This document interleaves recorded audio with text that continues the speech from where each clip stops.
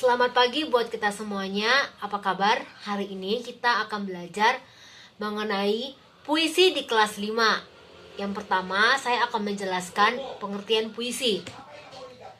Puisi merupakan sarana penyaluran perasaan dan pikiran. Ada beberapa bentuk mengekspresikan puisi, yaitu pembacaan, deklamasi, dramatisasi, dan musikalisasi puisi.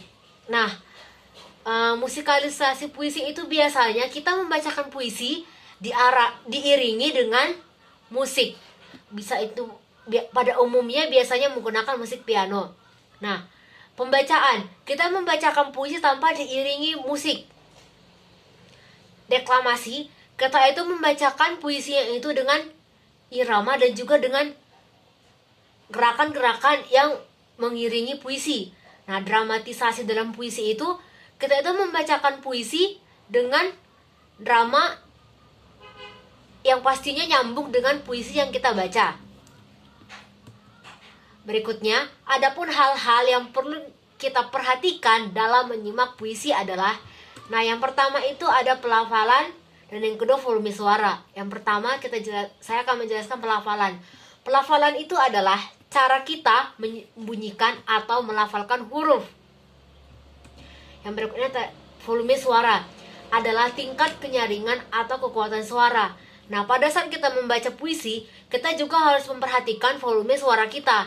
Jika kita membaca puisi di depan banyak orang, kita harus membacanya dengan suara yang kuat agar para audiens bisa mendengar kita membacakan puisi. Yang ketiga ada intonasi.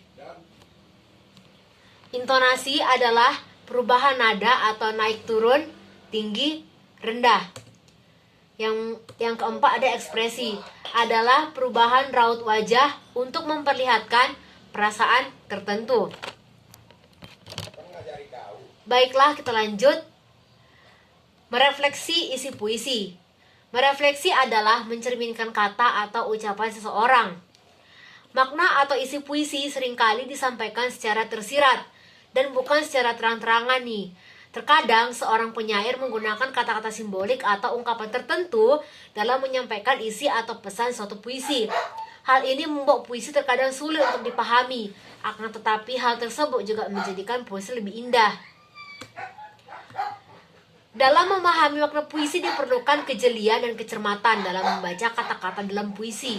Bahan yang digunakan seringkali berbeda dengan bahasa sehari-hari. Dengan pemilihan kata yang tepat, tersusun indah, serta makna yang kuat. Jadi, kita itu jika membaca puisi, kita juga harus memperhatikan kata-katanya nih. Nah, kalau bisa kata-katanya mudah dipahami oleh audiens, atau kata-kata dalam puisi kita itu bisa menyentuh audiens.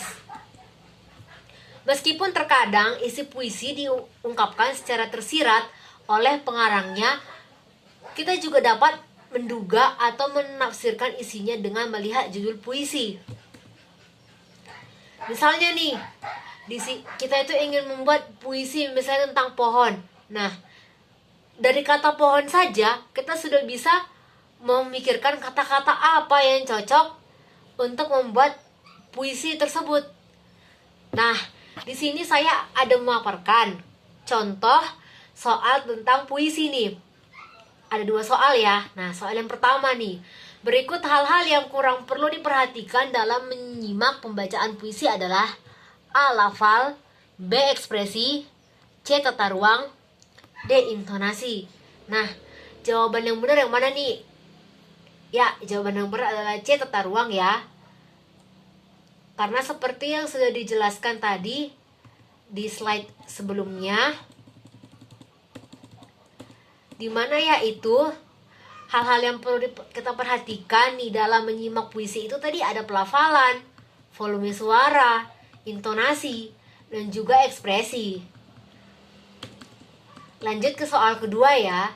Naik turun maupun tinggi rendah dalam pembacaan puisi disebut A. Gestur, B. Lafal, C. Volume, D. Intonasi. Ya, jawaban yang benar itu adalah C. Volume ya. Karena kan soalnya itu berisikan naik turun maupun tinggi rendah dalam pembacaan puisi tersebut. Kita lanjutkan kembali ya, metode yang jikalau disuruh memilih metode ini, saya akan menggunakan metode apa sih untuk mengajarkan topik puisi ini? Metode yang akan saya gunakan di sini metode picture and picture.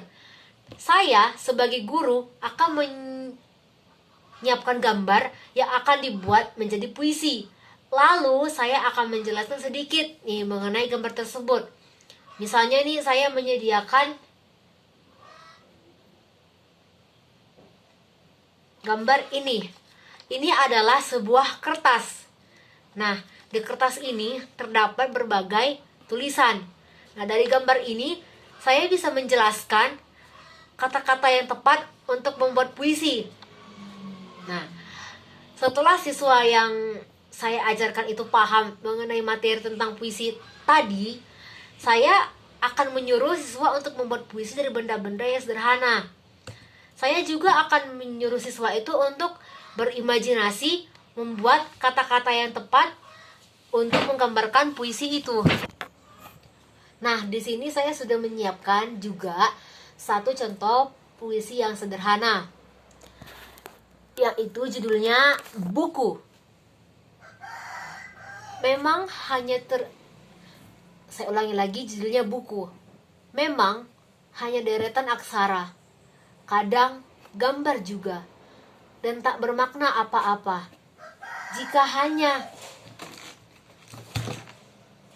diletakkan di meja atau tertata di tempatnya seperti ini.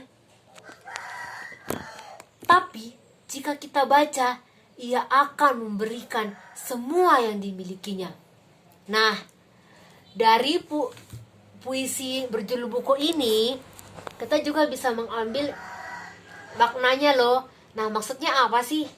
Nah, terkadang nih kita itu kalau membaca buku mungkin tidak tertarik ya, karena kita lebih tertarik membaca buku dari internet. Padahal jika kita rajin membaca buku, ilmunya juga banyak loh. Nah, lanjut nih, kalau saya ditanya mengenai media yang akan saya gunakan. Nah, di sini media yang akan saya gunakan untuk mengajarkan topik puisi itu ada tape recorder. Nah, kenapa saya yang pertama memilih tape recorder?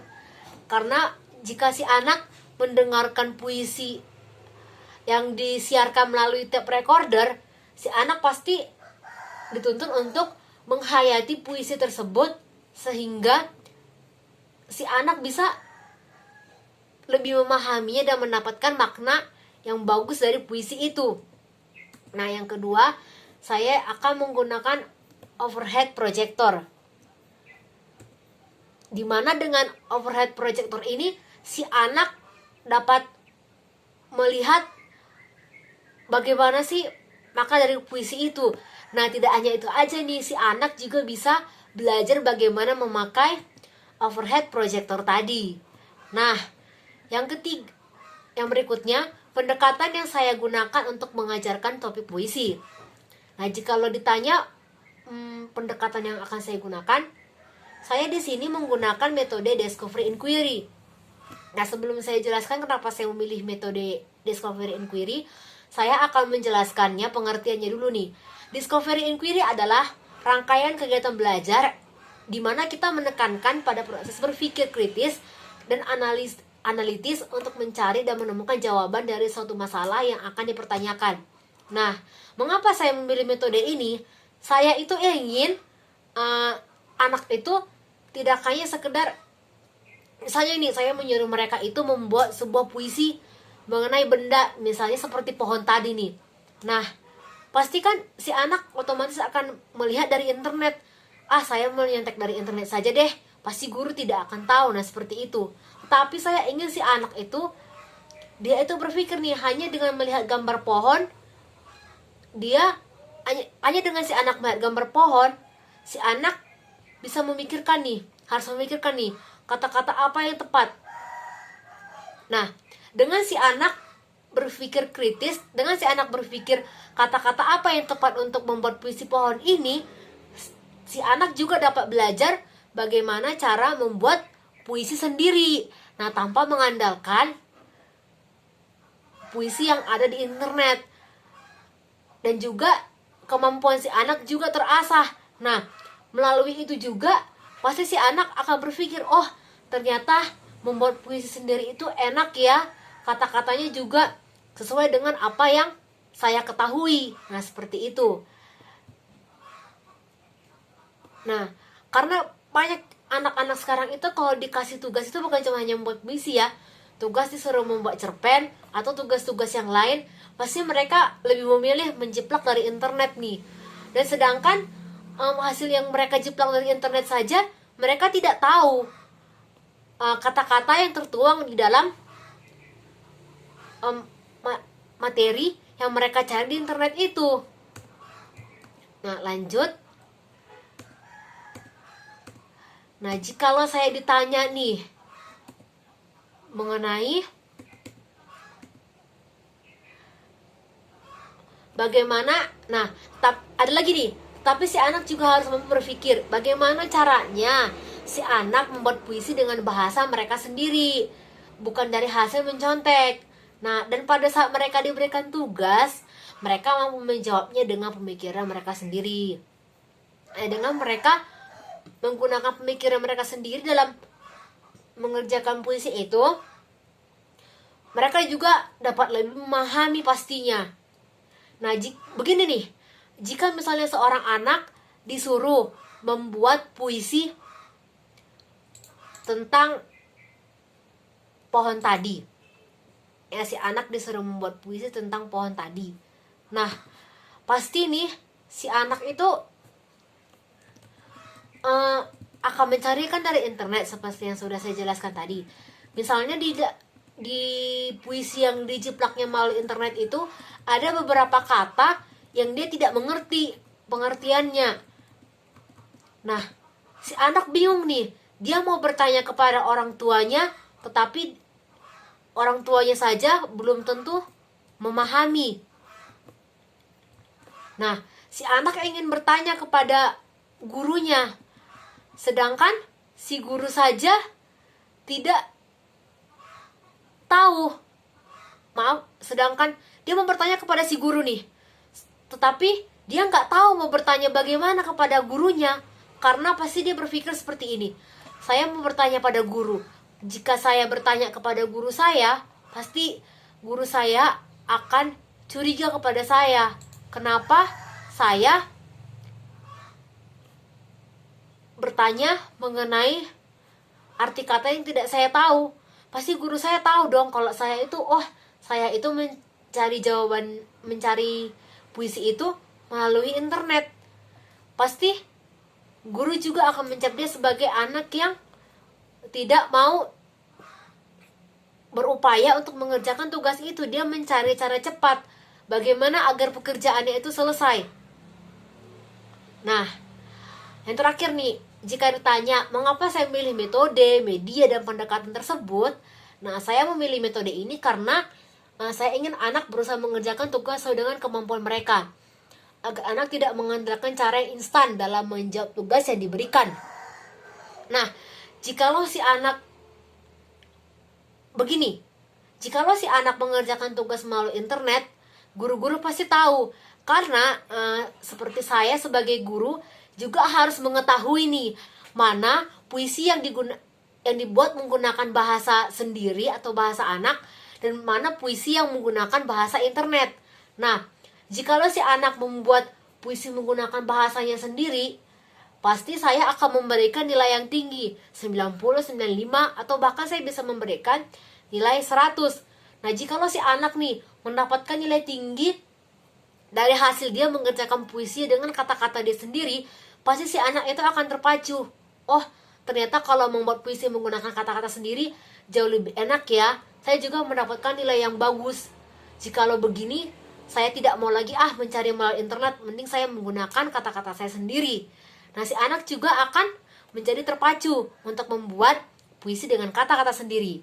Nah, saya juga memilih media yang seperti tape recorder tadi, karena saya ingin si anak itu menghayati dan menyimak pembelajaran melalui audio. Nah, saya juga untuk pemilihan media saya juga bisa lah menggunakan buku. Karena si anak juga bisa memilih buku yang menurut dia kata-kata dan isi itu pas sesuai dengan kemampuannya dia. Nah, agar si anak tidak menggunakan internet terus menerus.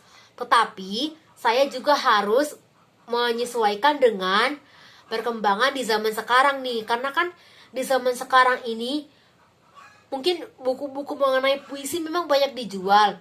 Cuma mungkin pada umumnya, terutama bagi anak SD nih. Nah, anak SD itu paling suka membaca buku jika di buku tersebut itu memiliki banyak gambar. Misalnya nih, jika ada nih sebuah buku yang berisikan tentang puisi. Jika buku tersebut tidak tertera dengan gambar, hanya berfokus kepada tulisan saja, anak juga akan malas membacanya.